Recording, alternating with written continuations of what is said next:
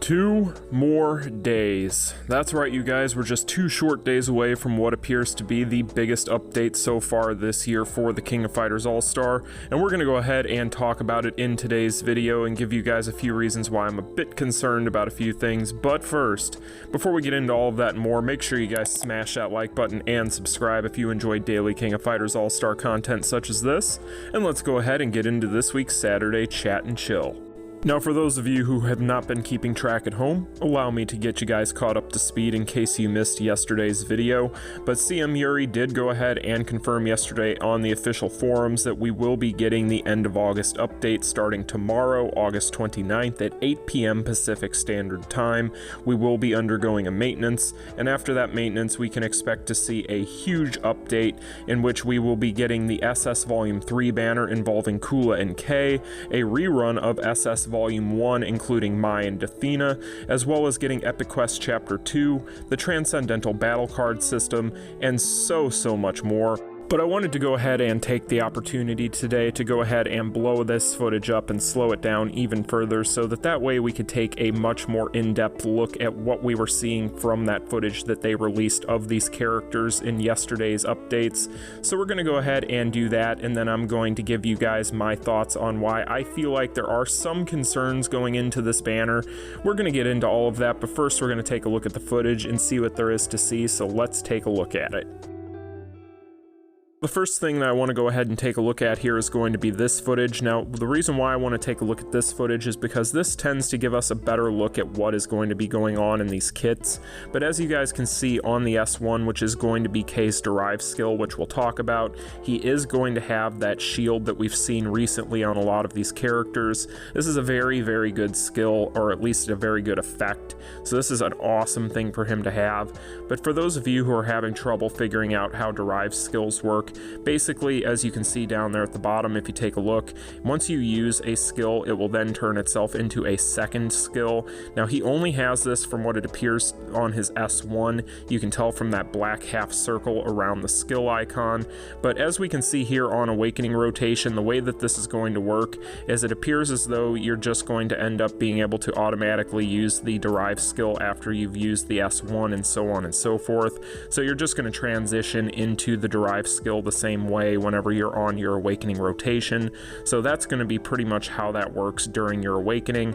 But overall, the one thing that I take away for both of these characters from this information, because we can also tell that Kula is going to have that shield also, but the big thing that I take away from this is the fact that from what we can tell, if you go back and you take a look at Omega Rugal's HP bar and pay attention to the dots that are on him, it would appear as if both of these characters are only going to have 1 dot apiece. And that, of course, is going to be Burn and Chill respectively. Now, the reason why I bring this up is because we are getting to a point where our pool of characters is getting very oversaturated.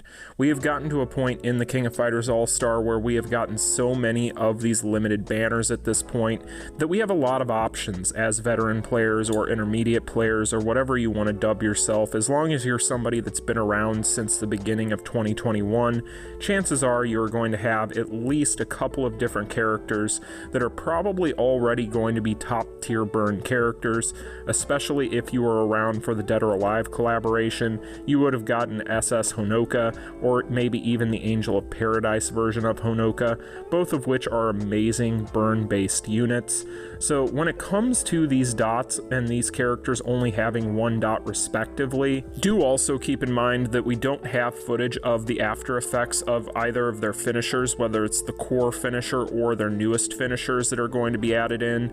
So there is always the chance that they could apply a secondary type of dot with those finishers, but we don't know that yet, so we're going to have to wait and see on that before we can really get a clear-cut idea of how these characters are going to look in this regard. But I do think that we know enough right now to at least have this discussion.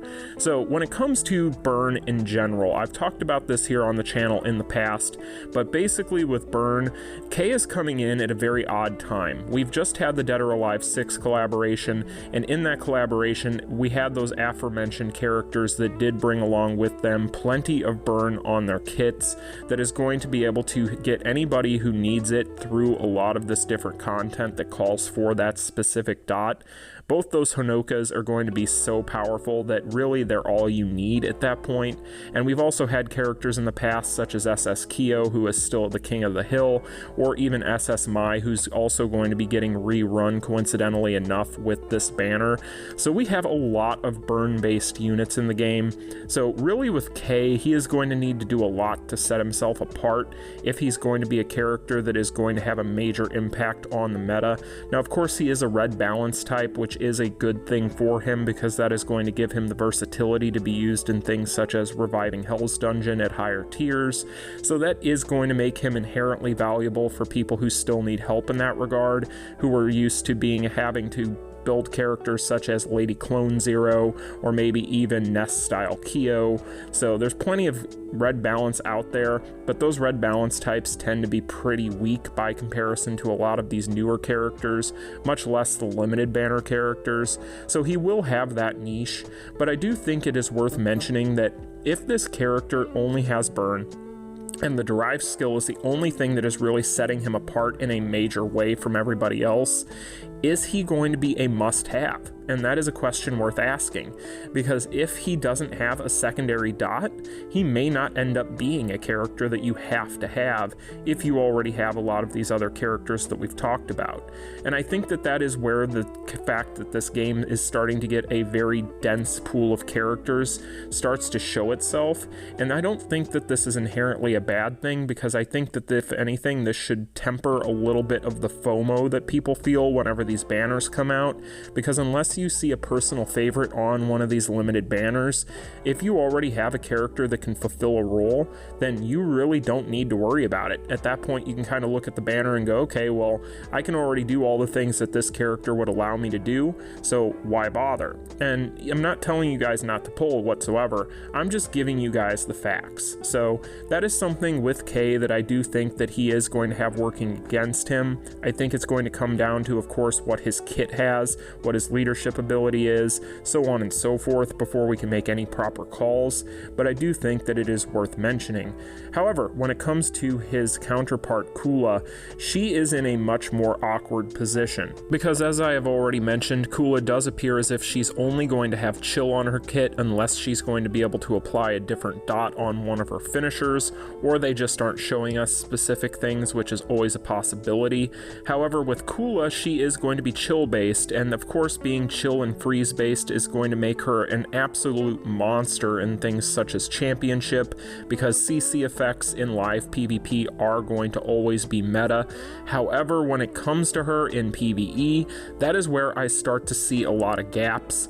The problem with her is going to be, as a blue defense, that really doesn't mean anything, because a blue defense is another typing that is very good for reviving Hell's Dungeon, and if SS Honoka taught us anything, it's that if you're an SS character, you can overcome your typing when it comes to your overall damage output. So I'm not really all that worried about her damage. What I'm worried about is her versatility, because really there's just not a lot of places in the game where we need chill-based characters.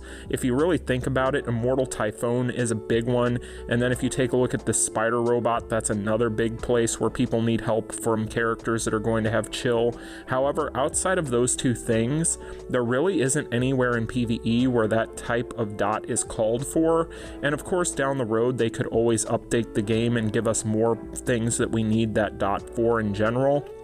But as it sits right now, she is going to come into the game at a very weird time where she just isn't really necessary for a lot of people. So it's going to come down to a lot of different factors for her.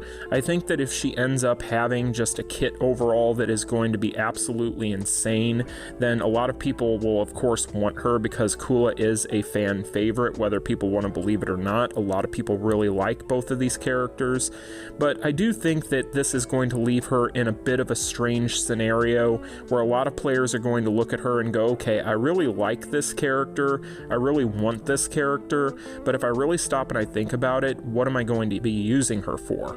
And of course, outside of those previously mentioned modes, which are few and far between, there's really not a whole lot of places where she's going to be that valuable or viable. So in the end, with both of these characters, I think that these things need to be said, because a lot of people are really worried about things right now as far as as pulling these characters, getting these characters, missing out on these characters. The FOMO is real. It's real anytime we get a limited banner announcement, but I really do think that for the people out there who are worried about it, maybe don't worry so much if you already have a lot of burn-based units. Maybe don't worry so much if you already have a other chill character that can get you through a lot of this content. If you're somebody who is still struggling with things such as Immortal Typhoon, or especially Spider Robot, of course Spider Robot is probably going to be where she's going to be the most important for a lot of people, but in the end, I don't necessarily think that we are in the same position we were 6 months ago when it comes to these new banner releases where they're an automatic must pull. I think right now the position that everybody is probably going to be in, if they've been playing the game for any discernible amount of time, they are going to be in a position now more so where they can be a little bit pickier, and I think that that is a good thing. Now this of course brings me to what everybody's been asking me, and that is, of course, whether or not I am going to be pulling on these characters. And I am still undecided, believe it or not, you guys. Now, of course, the running joke is TBR's never seen a KOF banner he doesn't want to pull on, but hold up. I don't necessarily know that that is going to be the case with this one. Now, of course, I'm going to give this a fair shake, and I'm really hopeful that both of these characters give me a reason to pull, and if they do, I will be happy to go in on these characters. However, if when I get these kits and I get to take a look at them, I determine that I don't really need either of these characters, nor do I feel like they would be helping my account in any measurable way, I may consider skipping. I'm not going to sit here and tell you guys one way or the other that I've made that decision yet, because I haven't. Again, I'm going to take the wait and see approach. But do keep these things in mind, guys, because I think that all of these things are worth mentioning. Now, again, neither of these characters are going to be bad. I have a hard time believing that either of these characters are going to be bad, so don't get it twisted and don't get my words mixed up, because that is not what I'm saying in this video. Instead, what I'm saying to you guys is definitely use a keen eye and be a little bit picky when it comes to the way you guys invest your rubies, because I think that if you are somebody that has been playing the game for a while, you've earned that right and you've earned that ability, and right now you're probably in a position where you could do that. So anyway, you guys, those are the pieces of information that I was able to get from all of this. Let me know in the comment section down below how you guys are all feeling about this information and all of this stuff that we've talked about today. I think that we are in a position now where we can start being much pickier, but you guys can let me know in the comment section. But anyway, you guys, the next time I see you, we will have these characters in our hands and I can go ahead and give you guys a better outlook on what they're going to be like. But until then, like, share, and subscribe. Peace. Continue.